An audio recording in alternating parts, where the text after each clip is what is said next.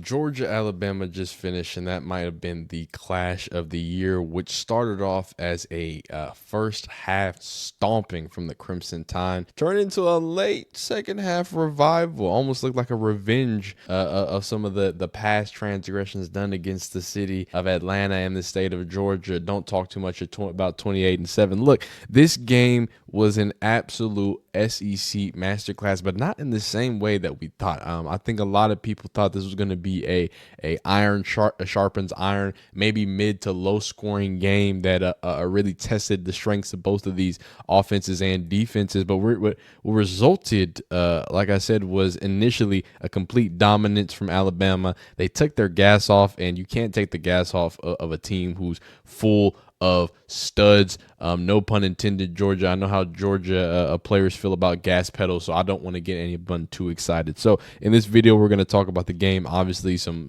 key points about it. Ryan Williams, have you heard about him? Do you know his age? Huh? The freshman? Do you know he's a freshman? Look, I'm not going to keep telling you about his age. The kid's an alien. Him and Jeremiah Smith are going to be battling out. And the Marsh kid, I believe from Michigan State, they're going to be battling out for freshman of the year. Jalen Milroe looked like a video game character in the first half, and then he kind of showed the signs and issues of the reason why some people have some apprehensions of putting him in certain categories. I don't. I've told y'all from the beginning that he's an elite talent at quarterback that's going to be able at the college level cause problems, and we were able to see that. And then Carson Beckenham himself, seeing him a little bit lost, distrustworthy in his offense as well as just not playing a great game. So let's hop into it, man.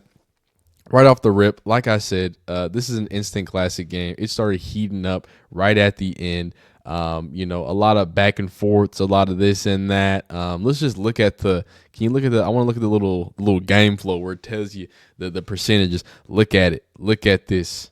Look at this. Just getting stomped down here. This is what really is going to tell you here. Can you see it? Can you see it? Okay. All right. So right down here. Coming right, they're dead in the water. End of the first, 21-0, 96.6 for Alabama. Jalen Milroe pass complete, 15-yard touchdown. After that, there's nothing else going on. But the thing is that it's just Alabama can't do anything positive. They can't do anything positive. Georgia finally gets on the board. Okay, well now it's looking like we're halfway. At this point, people start to look around. You know what I'm saying? I had to turn the game back on, or at least pay a little more attention when we're halfway to the score. I gotta see what's happening, and then we get cooking here, and then we get cooking here, and then Kirby really gets cooking. That dang visor just starts cooking up a storm, and he's going, and boom! Not only do they tie, they take the lead. And from this point on, I think a lot of people thought this game was going to go a lot different until, of course, Ryan Williams caught a 75-yard touchdown immediately and then completely silenced that. Have we talked about this kid? Let's not do it. I just wanted to put you through the game and things of that nature. We talked about a few of these tweets and a lot of people being super excited for the issues and things of that nature. Oh, wow. You were not supposed to see that. That's for another video. I do want to put a few things in perspective. Again, first half, 305 total yards, 3 touchdowns. He was doing it on the ground and through the air. Very efficient and effective. What's it called? Through both the ground and through the air, and he was just kind of having his way. That was kind of the tail of the tape. I'm very sad that it didn't end up being the full story of it. It really seemed that at the end he kind of sputtered out into the gas that he could give to the offense and the gas that he could give to the team. So, but I mean, at the end of the day, he got the job done. Ryan Williams got the job done. As we see receiving yards, I don't know if you know, but he's 17 yards, 177 yards and a touchdown on 6 receptions. It's a little bit crazy. Mr. Smith here, 132 on 6 receptions, so he's doing his thing as well. Rushing yards, Jalen Milroe with 16 carries for 117 and 2 touchdowns in the on the ground. Carson Beck threw for almost 500 yards.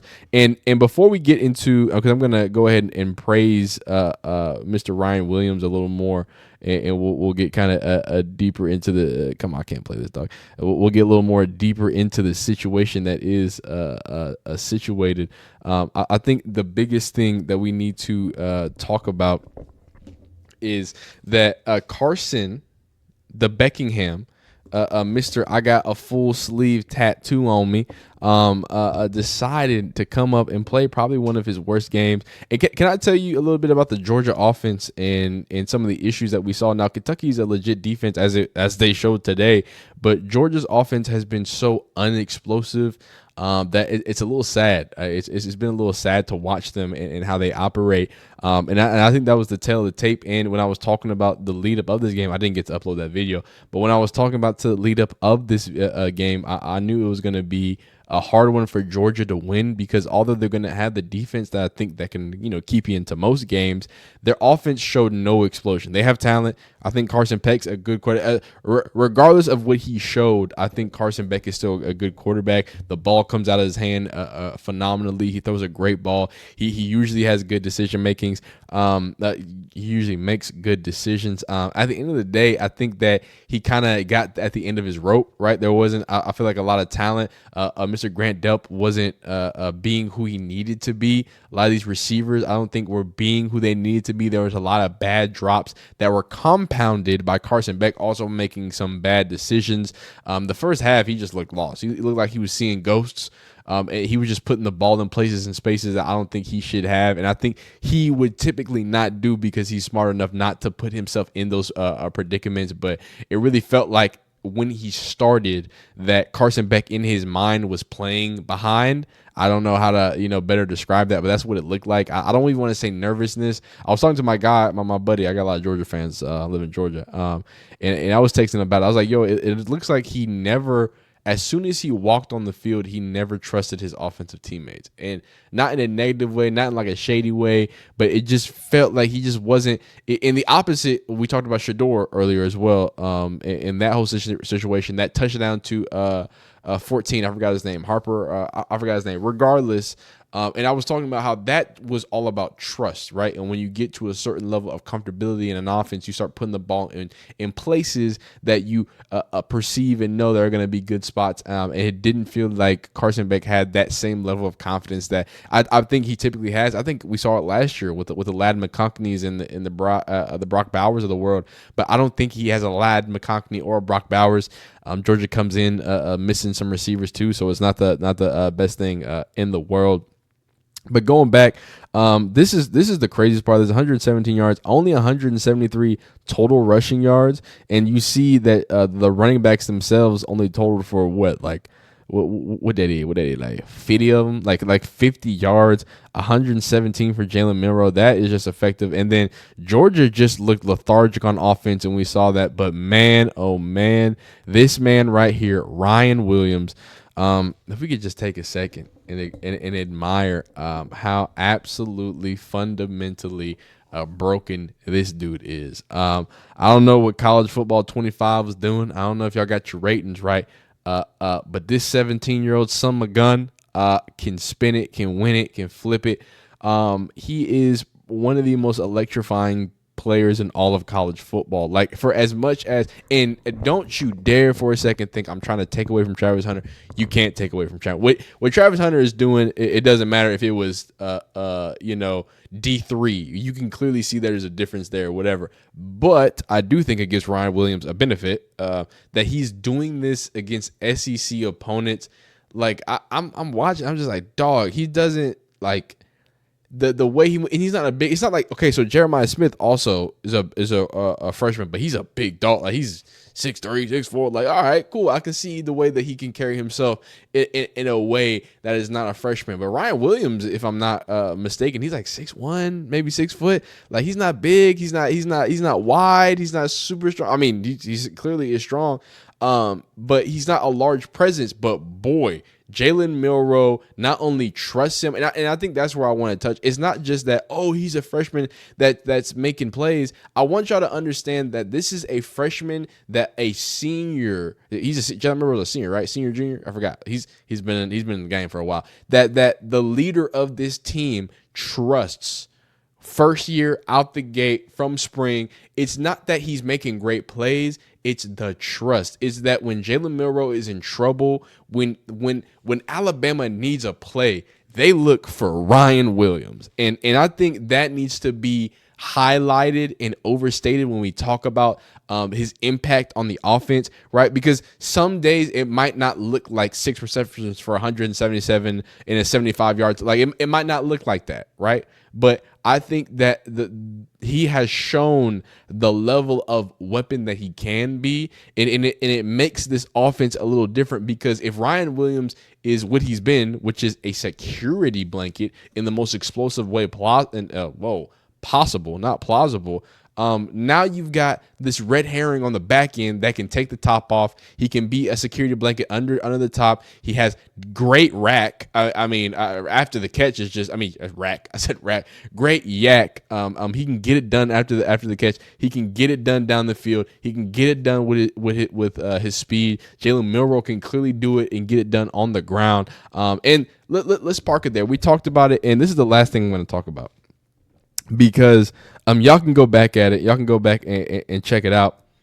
I made a pretty strong claim and a pretty bold claim specifically about the success of Alabama, and I tied it to Jalen Milroe. And I told y'all that a lot of people have Jalen Milroe as this underrated player, and I don't understand why. If you watch college football, if you watch it for more than a year or two, you're going to realize that unlike the NFL, which dual threats are starting to, it's evolving and it's coming into age, dual threat quarterbacks have and will always have value in the game of college football, right? In the game where players are less disciplined, not as fast, not as much of athletic freaks at all across the board, having basically an extra runner to account for a defense, as well as being able to throw the ball, it completely changes how defenses play the game. And we saw that for the first half, and we saw Georgia kind of have to settle in and start neutralizing Jalen Milroe. And just like basketball, it's so funny that like so many basketball football comparisons come up, but just like basketball, you want to neutralize this super efficient mid-range jumper guy, right? He's eating you up there. Now the mid-range jumpers from Jalen Milroe happened to have the result of 3 points. Y'all just kept giving him 3-point plays, them giant runs where he was running around and nobody could stop him, and they finally figured it out. But if you have that, you have an elite advantage when it comes to the offensive attack in the college football space. And Jalen Milroe is the creative character that you would build for that. I mean, big, strong, and most importantly, and I'm not going to talk about his running ability because you can see it. You saw the 177 yards.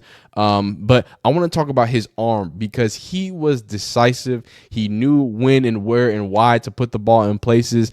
Obviously, second half it got a little shaky there, but he made up for it and was able to end the game in the best way possible. But when you look at the full scope of things, like, he was doing what it needed to be done with his arm. And I told y'all that the running is always going to be there, but the danger of him is that he has an arm that is capable to put it in a lot of places. And what I saw from Jalen Milroe is something that I didn't see a lot in the past. It was like, okay, he's going to make the throws that he knows he can make, but he was giving his guys, and this goes back to the Ryan Williams situation, giving his guys a chance, right? When you're back to Shador's area, go back to the whole that thing. When you're giving your guys a chance, right? It's another level of trust in that guy and another level of trust in your arm that you can put balls in places that your guys can try to go up and get it. Win those 50-50s, put those back shoulders, give people places in tighter windows that you think you can do it. And Jalen Milroe seemed to do that. He did it pretty effective and sublimely efficiently, as well as being able to be the biggest threat on the run game throughout the entire game. He deserves his flowers. I wouldn't be upset if Jalen Milroe comes in at the number one when it comes to Heisman rankings. Actually, I would be a little upset because Travis Hunter is a complete dog. But when you look about the impact to a defense, you talk about a defense that had not let a touchdown up the entire year. Georgia had not let any touchdowns the entire year. You do this to him, you put 41 points on him. I think that's worth a few votes coming into December and trying to get him to New York, a award that we know that he is chasing after. So this was a phenomenal game.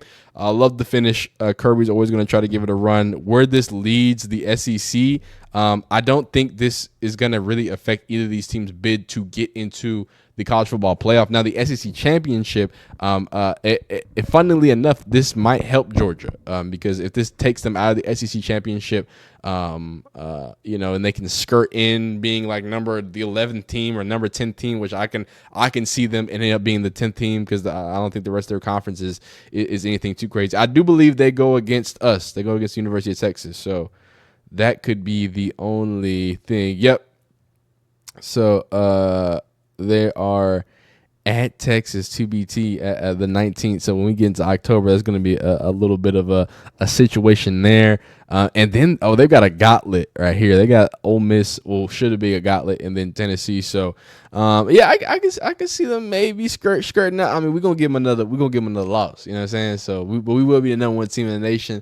They'll probably settle out around the 12th, 13th way, but I still think there's gonna be a decent path for them to get into the playoffs. But hey, you leave a like on this video if you like it, dislike if you don't like it, subscribe if you enjoy college football videos, man.